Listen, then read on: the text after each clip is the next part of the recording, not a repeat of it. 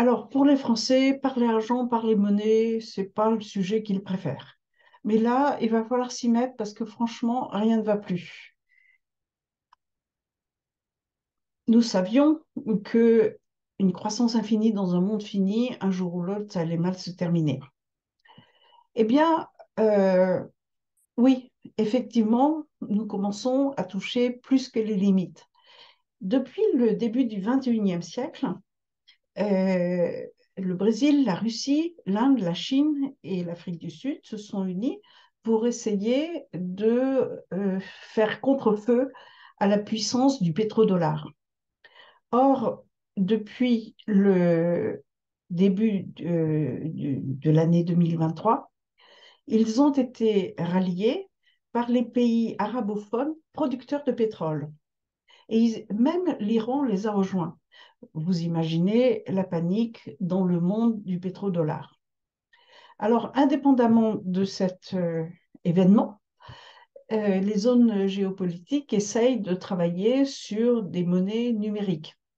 Alors, vous avez entendu parler du Bitcoin avec un B majuscule, des B minuscules, de l'euro, des stablecoins, de l'e-dollar, etc. Pas d'e-dollar, non, de l'e-yuan, etc.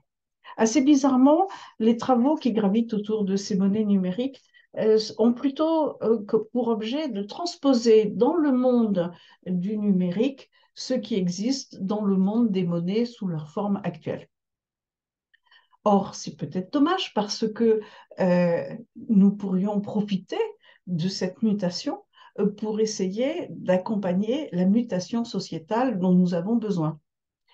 Indépendamment de ça, l'univers du numérique est en train de se fracturer pour des raisons culturelles.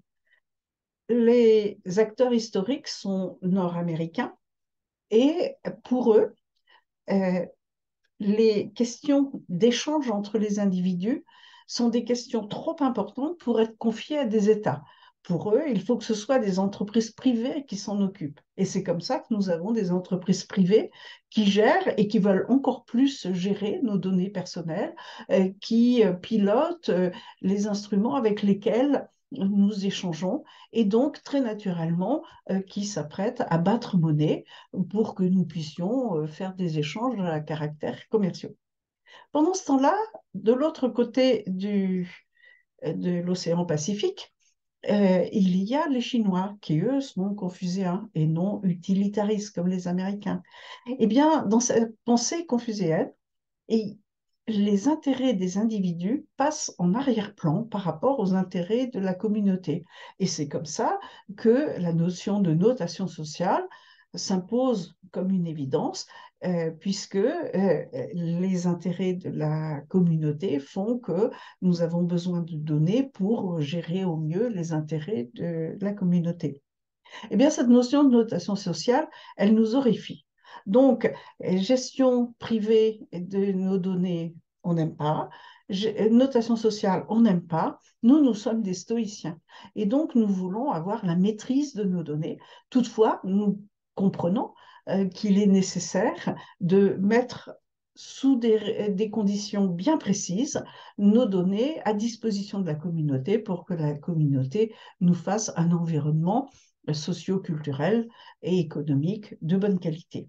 Alors, bon, ce consensus sur le partage des données est en train de devenir planétaire parce que les générations montantes sont toutes d'accord pour dire, toutes zones géographiques confondues, que nous devons désormais rationaliser notre manière de produire et de consommer.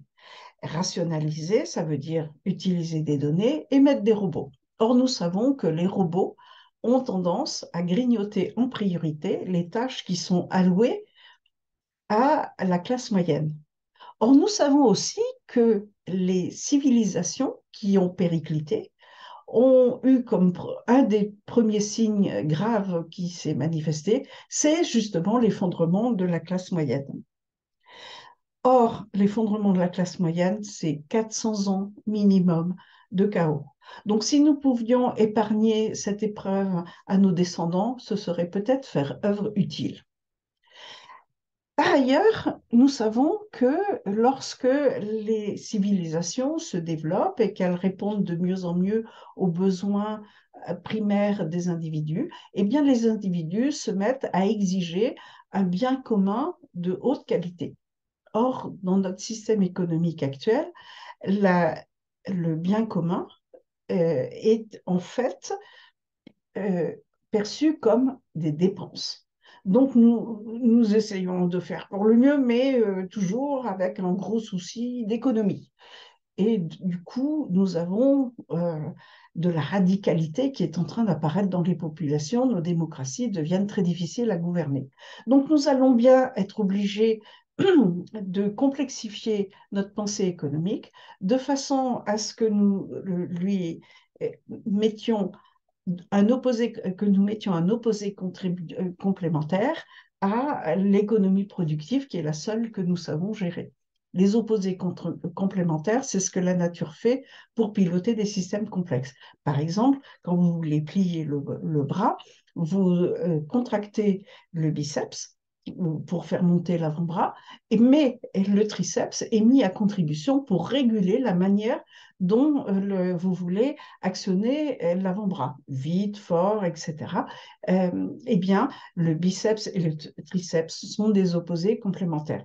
Notre système économique actuel n'a pas d'opposé complémentaire et c'est ce qui fait qu'il comprend qu'il faudrait qu'il arrête euh, un certain nombre de choses, mais il n'a pas la possibilité de le faire parce qu'il n'est pas outillé pour le faire.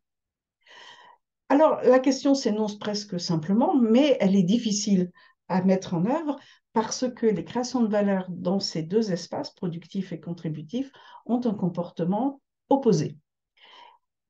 Heureusement, nous avons les technologies qui nous permettent de faire une monnaie complexe. Mais pour y arriver, il faut que nous nous mettions tous à réfléchir à la question suivante: quelle monnaie pour quel modèle de société? Alors pourquoi il faut qu'un maximum d'entre nous s'y mettent? C'est parce que nous ne pouvons pas confier cette question à des spécialistes. Ce n'est pas une question qui mobilise les monétaristes ou les mathématiciens. C'est une question extrêmement 360 degrés, donc toutes les sensibilités, toutes les expertises sont les bienvenues. Alors, pour favoriser le développement de cette réflexion, nous avons imaginé d'organiser des ateliers pour des citoyens engagés, essentiellement engagés dans des think tanks, et puis des barcamps pour les étudiants.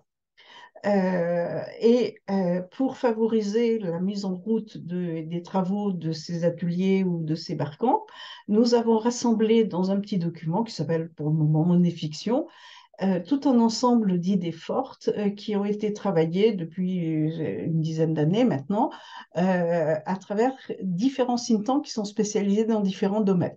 Par exemple, la Société française de prospective pour les territoires, R pour le revenu universel, IESF pour la notion de travail et de technologie, Forum Athéna pour la souveraineté numérique, Fabrique du futur pour un monde soutenable, Altermonnaie pour des économistes qui essayent de réfléchir en dehors des dogmes courants, etc. Et donc, pour démarrer leurs travaux et en même temps pour pouvoir à la fin les agréger, nous suggérons à ces ateliers et à ces barcamps de démarrer avec trois questions. Pourquoi le changement? Ensuite, quel modèle de société souhaitons-nous? Enfin, quel modèle de système monétaire pourrait faire advenir le modèle de société que nous souhaitons?